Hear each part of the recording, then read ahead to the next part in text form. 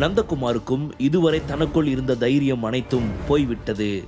விக்ரமால் எதுவும் செய்ய முடியாமல் பின்தலையில் ரத்தம் வடிந்து கொண்டும் கண்கள் மேலும் மேலும் சொருகி அதிக அளவு மயக்கத்திற்கு சென்று கொண்டிருந்தான். ஸ்டீஃபன், நீ யார்கிட்ட மோதிக்கிட்டு இருக்குன்னு தெரியாம மோதிக்கிட்டு இருக்க. ஞாபகம் இல்லைனா நான் அதை உனக்கு ஞாபகப்படுத்தணும்னு ஆசைப்படுறேன். நீ இப்ப மோதிக்கிட்டு இருக்கிறது விக்ரம் சார் கிட்ட என்று நந்தகுமார் வான் செய்வது போல சொல்ல, டேய், விக்ரம் சார் என்ன பெரிய இவனா?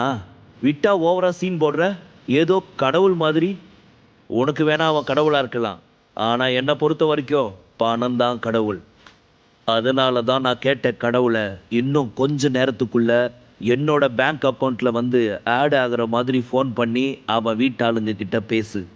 நீ சமத்தான பிள்ளை தானே என்று அவன் கன்னத்தில் தட்டியவாறு ஸ்டீஃபன் கிங் சொல்ல, நந்தகுமார் மனதிற்குள் பயம் இருந்தாலும் அதை வெளிக்காட்டி கொள்ளாது ஏதோ ஒரு குருட்டு நம்பிக்கையில் என்னால் கால் பண்ண முடியாது என்று சொல்ல, அவன் சொன்னதை கேட்டு கோபமான ஸ்டீஃபன் கிங் அவனை எட்டி உதைத்து, ஏண்டா, நான் இவ்வளவு சொல்லியும் நீ எவ்வளவு திமிரா முடியாதுன்னு சொல்ற?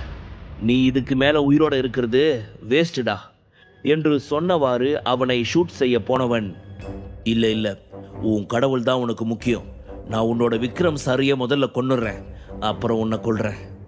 உன் சார் சாகிறத பார்த்துட்டு சாவு என்று சொல்லி விக்ரமை ஷூட் செய்தான்.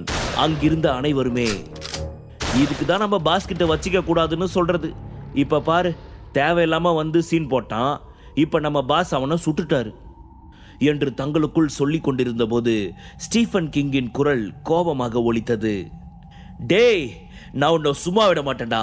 உனக்கு எவ்வளவு தைரியம் இருந்திருந்தா என் கையில் இருக்கிற கன்னை தள்ளி விட்டிருப்ப என்று கத்தியவாறு நந்தகுமாரை போட்டு மிதித்து கொண்டிருந்தான்.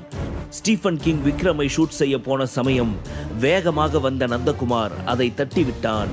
அதனால் அவன் ஷூட் செய்தது அங்கிருந்த சோஃபா ஒன்றை தாக்கியதில் அங்கிருந்த யாராலுமே அங்கு என்ன நடந்தது என்பதை சரியாக உணர முடியவில்லை. விக்ரம் தான் கொல்லப்பட்டான் என்று நினைத்தனர். ஆனால் நந்தகுமார் அவர்கள் எண்ணத்தை திசை திருப்பியிருந்தான். கோபம் தீராது ஸ்டீஃபன் கிங் நந்தகுமாரை அடி வெளுத்து கொண்டிருக்க அந்த சமயத்தில் அவன் காதுகளில் சிரிப்பு சத்தம் ஒன்று கேட்டது. டேய், என்னடா உன்னை போட்டு இந்த மிதி மிதிச்சிட்டு இருக்க, நீ என்னடானா சிரிக்கிற என்று சொல்லிக்கொண்டு நந்தகுமாரின் முகத்தை உற்று பார்த்தான். யார் சிரிக்கிறது? ஒருவேளை இவன் சிரிக்கிறானோ? இவன் எப்படி சிரிப்பான்? இவன் தான் மயக்கத்தில் இருக்கானே என்று தனக்குத்தானே சொன்னவாறு விக்ரமை பார்க்க அவன்தான் சிரித்து கொண்டிருந்தான். அதை கண்டு ஷாக்கானவன், இவன் எப்படி கண்ணு முழிச்சான்? ஒருவேளை தலையில் அடிபட்டு பைத்தியமாயிட்டானா என்று நினைத்து குழம்பியவன் விக்ரமிடம், டேய் டேய் டேய், நீ மயக்கத்தில் இருந்த, உனக்கு எப்படி மயக்கம் தெளிஞ்சது என்று ஷாக்கான குரலில் கேட்க, டேய், நான் ஒன்றும் உன்ன மாதிரி அந்த அளவுக்கு கோழை கிடையாது, ஒத்துக்கிறேன். உன் ஆள் என்னை அடித்ததில் லைட்டாக எனக்கு கண்ணு கலங்கி தலையெல்லாம் சுத்துற மாதிரி இருந்துச்சு. ஆனால் நீ அதையே உனக்கு சாதகமாக்கிக்கிட்டு என்ன பண்ணுவேன்னு யோசித்தேன். அதான் உங்ககிட்ட கொஞ்சம் விளையாட்டு விளையாடலாம்னு ஆசைப்பட்டேன். ஆனால் நீ இந்த அளவுக்கு பிளான் போடுவேன்னு நான் எதிர்பார்க்கவே இல்லடா. ஓசியில் வந்தா எனக்கு ஒன்று, எங்கள் அம்மா அப்பாவுக்கு ஒன்றுன்ற மாதிரி மனசாட்சியே இல்லாமல் என் தலைக்கு நீ 200 கோடி கேட்குற. உனக்கு எவ்வளவு தைரியம் இருக்கும் என்று சொன்னவன் தன் அருகே கிடந்த கத்தி ஒன்றை எடுத்து வேகமாக ஸ்டீஃபன் கிங் பின்னங்கையில் குத்த, வலி தாங்க முடியாமல் அவன் தன் கையில் இருந்த துப்பாக்கி 2ஐயுமே கீழே போட்டுவிட்டான். மரியாதையா நான் என்ன சொல்ல போறேன்றதை கேட்டு நடந்துக்கோ என்று அவனை பார்த்து மிரட்ட, அப்பொழுதும் தனது கட்ஸை விட்டு கொடுக்க விரும்பாத ஸ்டீஃபன் கிங் அவனை பார்த்து மிரட்டலாய், இப்போ இங்க இருக்கிறவங்களை சமாளிச்சிட்ட, ஆனா இங்க சுத்தி இருக்கிற எல்லாருமே என்னோட ஆளுங்க தான். அவங்க எல்லாரையும் எப்படி சமாளிக்க போற என்று சொன்னவன் தன் பாக்கெட்டில் இருந்த மொபைல் போனை எடுத்து தன்னை சுற்றி இருக்கும் அனைத்து பேருக்கும் கால் செய்ய ஆரம்பித்தான். ஆனால் ஒருவர் கூட போனை எடுக்கவில்லை. சொல்லப்போனால் பாதி பேருக்கு போன் ரீச் ஆகவே இல்லை. அப்பொழுது விக்ரமின் பார்வை மிகவும் கிண்டலாக இருந்தது. உண்மையாவே இவன் நம்ம நினைச்சதை விட ரொம்ப டேஞ்சரான ஆளுதான். பணத்திலையும் திறமையிலையும் ரொம்ப ரொம்ப டேஞ்சரான ஒருத்தனா இருக்கிறான் என்று அவன் யோசித்து கொண்டே இருக்கும் பொழுது அங்கே ராக்கெட் ராஜா தனது ஆட்களுடன் உள்ளே வந்தான். அவன் பின்னால் லூசிஃபரும் வந்தான். விக்ரம் சார், நீங்கள் சொன்ன மாதிரி இங்கே இருக்கிற எல்லாரையும் நாங்கள் க்ளீன் பண்ணிட்டோம். அது மட்டும் இல்லை, இப்போ நந்தகுமாரோட அம்மாவையும் காப்பாற்றிட்டோம். அவங்க வெளியே காரில் தான் உட்காந்துருக்காங்க என்று சொன்னதுமே நந்தகுமாருக்கு அத்தனை ஒரு மகிழ்ச்சி. என் அம்மாவை காப்பாற்றணும் அப்படின்றதுக்காக நீங்கள் இந்த அளவுக்கு எஃபர்ட் எடுத்திருக்கீங்க.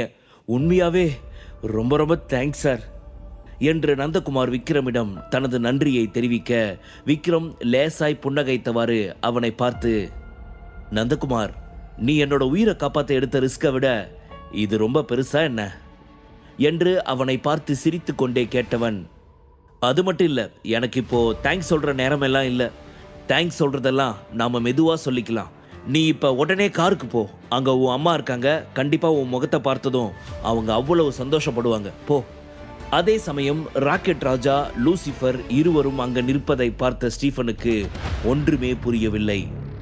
இந்த லூசிஃபர் அர்ஜுனோட ஆளுங்கிறது எனக்கு தெரியும்.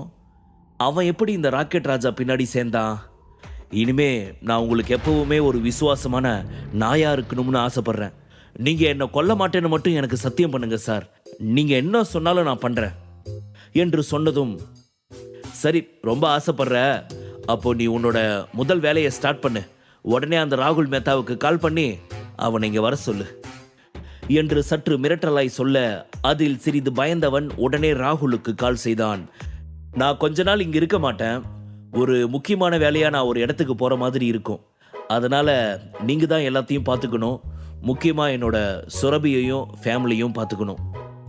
அது உங்களோட பொறுப்பு தான் என்று சொல்ல, கண்டிப்பாக சார், நீங்கள் சொன்ன மாதிரியே மேடம் நாங்கள் பத்திரமா பார்த்துக்கிறோம்.